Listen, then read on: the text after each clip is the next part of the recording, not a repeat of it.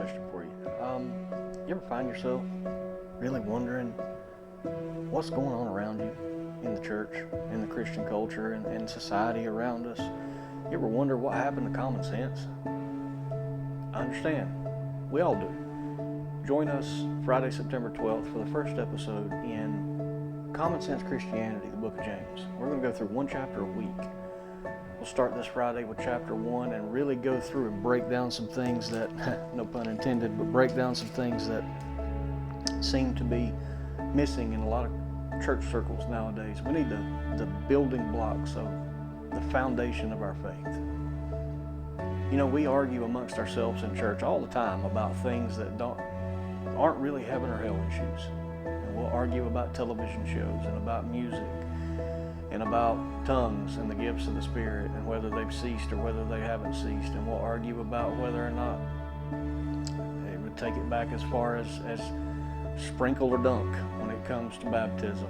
There's so many things that we find ourselves being contentious with one another over instead of talking about what we have in common. Just for a little example, here in the book of James, verse 2, James says very eloquently, and this is the CSB, but I love the King James. Read it in the King James, the ESV, whatever translation you have available, read it and understand what he's saying. Here's what he says. Consider it a great joy, my brothers and sisters, whenever you experience various trials, because you know that the testing of your faith produces endurance. And let endurance have its full effect, so that you may be mature and complete, lacking nothing. Now if any of you lacks wisdom, he should ask God, who gives to all generously and ungrudgingly, and it will be given to him. But let him ask in faith, without doubting. For the doubter is like the surging sea, driven and tossed by the wind. That person should not expect to receive anything from the Lord, being double-minded and unstable in all his ways. That is a basic principle and foundational block in our faith. You can't doubt God. So do me a favor. Don't doubt him today. Talk to him. Get quiet.